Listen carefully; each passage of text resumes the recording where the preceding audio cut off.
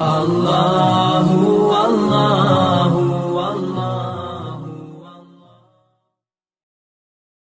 حضرت عمر فاروق فرماتے ہیں ان کے انتقال کو 3 دن ہوئے تھے، میں مسجد نبوی میں بیٹھا تھا، 2-3 چھوٹی چھوٹی بچیاں آ گئی، کہنے لگی چاچا آپ خلیفہ بنے ہو؟ میں نے کہا پتر میں بناؤں؟ تو کہنے لگی چلیں پھر عصر کے بعد ابو بکر صدیق ہمارے گھر جاتے تھے۔ میں نے کہا پتر آپ کے گھر کیا ہے؟ کہنے لگی ابا فوت ہو گئے، بھائی کوئی نہیں، ہم نے نا بکریاں رکھی ہوئی، وہ روز عصر کے بعد آتے تھے، بکریوں کا دودھ دھو کے ہمیں دے جاتے تھے، کچھ پی لیتی تھی، کچھ بیچ کے گزارا کر لیتی۔ 3 دن ہو گئے، میری ماں روتی ہے، بہنیں روتی ہیں، کون آئے گا؟ چاچا چلو گے؟ تو حضرت عمر کی تو داڑھی پھٹ گئی آنسوں سے، چادر اٹھا کے کندھے پہ رکھی، بیٹیاں آگے آگے، عمر پیچھے پیچھے۔ ایک صحابی رستے میں ملے، عمر کہاں جا رہے ہو روتے ہوئے؟ عمر اور روئے، کہنے لگے یار کیا بتاؤں، ابو بکر صدیق رستہ بڑا مشکل کر گیا میرے، اس کے رستوں پہ چلنا اتنا کٹھن ہے، اتنا مشکل ہے۔ بھئی کچھ ضروری ہے کہ 2 لاکھ روپے ہی کسی کو دیں گے تو خدمت ہوگی؟ تو کسی کا آٹا ہی پسوا دے، جا کسی کو جا کے شہر سے دوائی لا کے دے دے، کوئی تو ڈیوٹی کرنا، یہ ہمیں حضرت ابو بکر صدیق نے سکھایا۔ تو کچھ نہیں کر سکتا تو مسجد میں جھاڑو تو دینا، میرے بھائی کچھ تو۔ آپ اس محفل کا مہمان خصوصی کون ہے؟ میں تو آیا ہوں چلا جاؤں گا۔ اس محفل کا مہمان خصوصی وہ ہے جس نے محفل سے پہلے یہاں جھاڑو دیا، جس نے یہاں دریاں بچھائیں، اس کی فوٹو بھی نہیں آنی بیچاری، وہ شاید پیچھے رہے، بڑے خاص لوگ ہوتے ہیں، کیمرے کی آنکھ انہیں دیکھے نہ دیکھے، رب رسول انہیں دیکھتے، اللہ رسول کی یہ نگاہ کرم میں رہتے۔ حضرت ابو بکر صدیق رضی اللہ تعالیٰ عنہ نے نیکی کے، خیر کے اہداف طے کیے، اس ہدف پر انہوں نے زندگی گزاری۔ تیسری بات، انہوں نے نا اپنا مال خرچ کیا اسلام کے لیے۔ اپنا کمایا ہوا مال خرچ کرنا خاصا مشکل کام ہے، آسان نہیں ہوتا، اور اگر آپ نے جائز طریقے سے مشقت کے ساتھ پیسہ کمایا تو خاصا مشکل لگتا ہے اس کو خرچ کرنا۔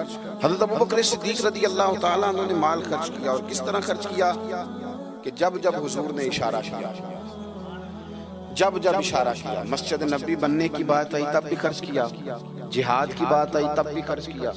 حالات اوپر نیچے ہوتے رہتے ہیں، جنگ میں حضور نے اعلان کیا تو حالات کچھ زیادہ مؤثر نہیں تھے صدیق اکبر کے، تو حضرت عمر کہتے ہیں اس دن میں نے سوچا آج میں نے آگے گزارنا، تو میں آدھا مال لے آیا گھر سے۔ کتنا؟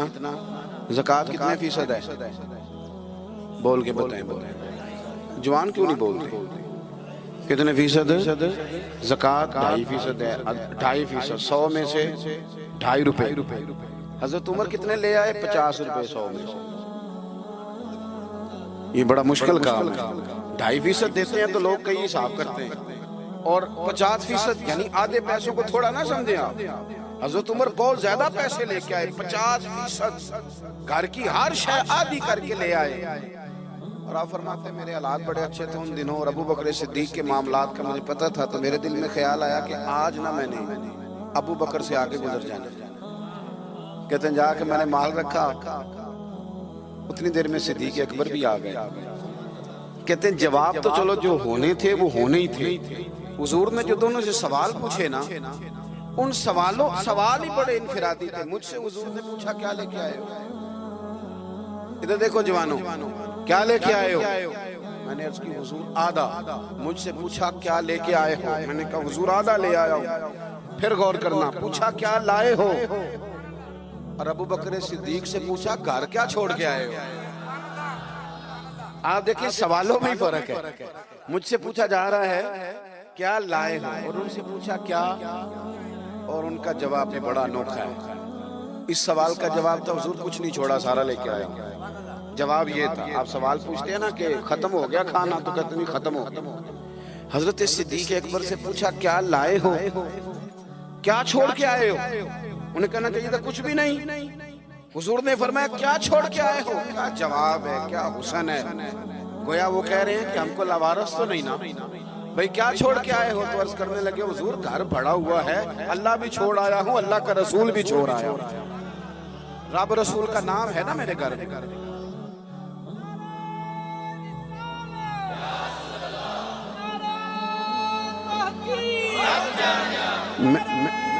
سنے فرماتے میں نا اللہ اور اس کے رسول، او بھائی ہمارے گھروں میں سارا کچھ ہے آج کل، اللہ رسول کا نام نہیں، معاذ۔ وہ کیا کہہ رہے تھے؟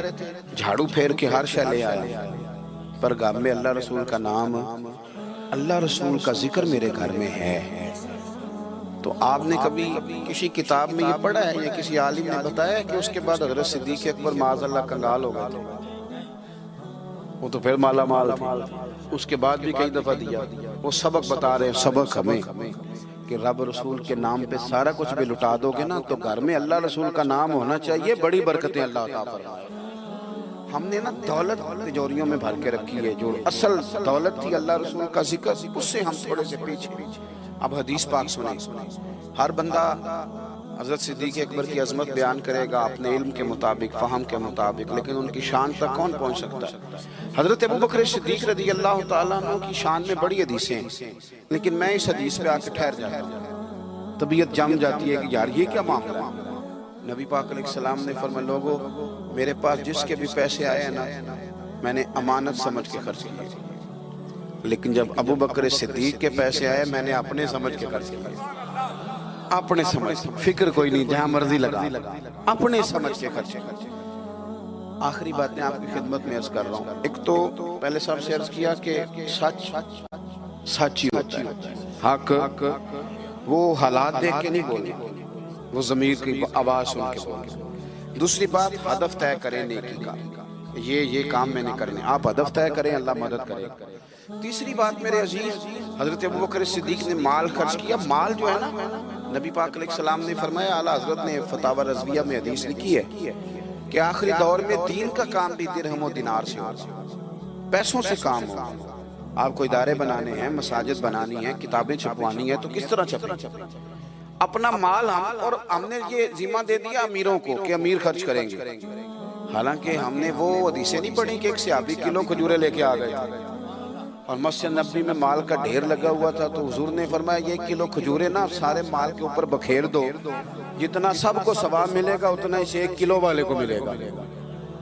تو ہم نا وہ ذوق نہیں پیدا کر پا رہے کہ 10 روپے کی اللہ رسول کی نظر میں اخلاص والے 10 روپے کی بڑی قدر، ہم سوچتے ہیں کہ وہ نا سارا کچھ چودھری صاحب ہی آ کے کریں گے، حالانکہ برکت والا جو مال ہوتا ہے اس میں بڑی خیر ہوتی ہے۔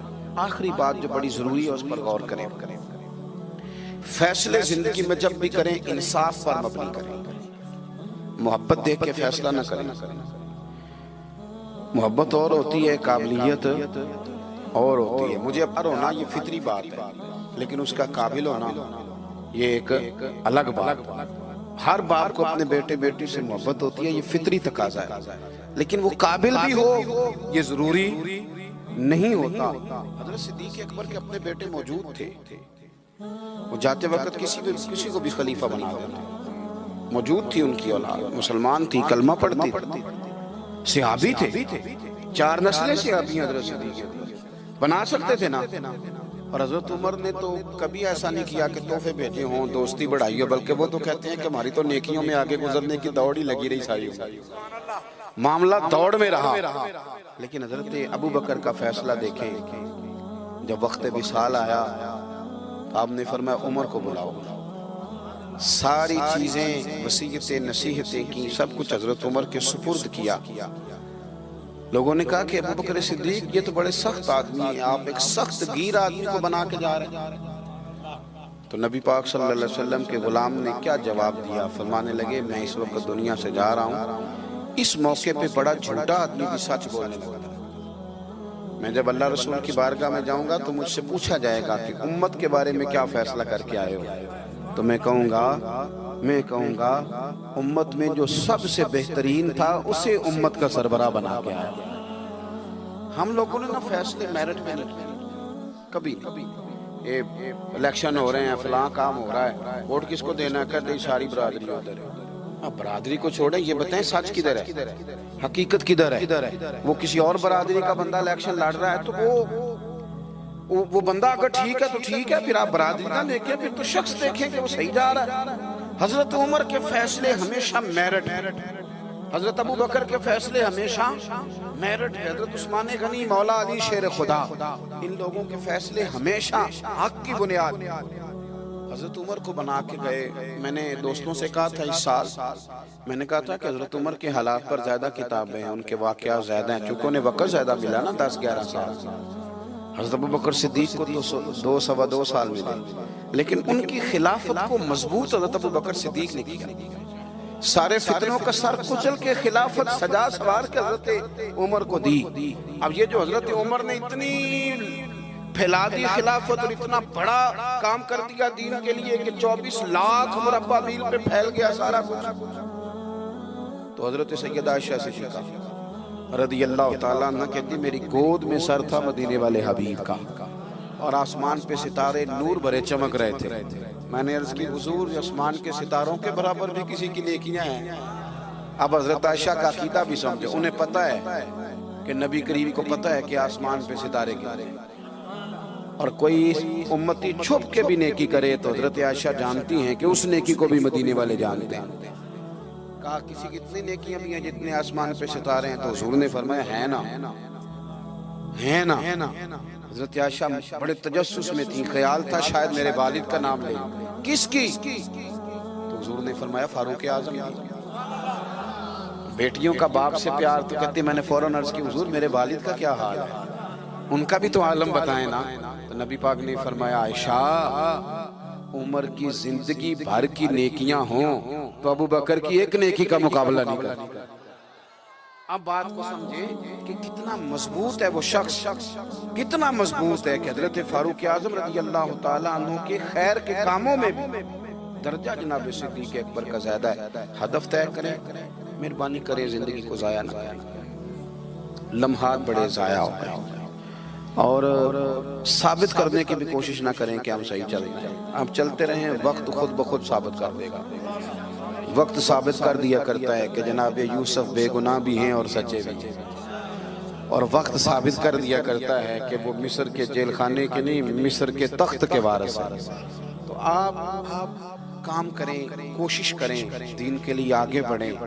آپ لوگوں کی فلاح کے لیے, وطن کی فلاح کے لیے حضرت صدیق اکبر رضی اللہ تعالیٰ عنہ نے ہمیں کہا کہ ڈھونڈ کے نیکی کرو, جو تم سے ممکن ہو سکے وہ خیر کا کام کرو. دعا کرتا ہوں جو میں نے کہا ہے اللہ اسے قبول فرمائے. آپ لوگ بیٹھے جی, کس نے اٹھایا؟ تشریف رکھیے. اور جہاں ہم گفتگو کے دوران بھول گئے اللہ ہمیں معاف کرے. محفلیں ہوتی ہیں نظریات کی, سرکار کے نام کی, شخصیات کی نہیں ہوتی. یہ محفل میرے نام کی نہیں, حضرت صدیق اکبر کے نام کی. تو میں نے جیسے عرض کیا کہ مسافر ہیں. اور اگر آپ نے ابھی تک ہمارا چینل سبسکرائب نہیں کیا تو فوراً سبسکرائب کیجئے, ساتھ ہی بیل آئیکن پر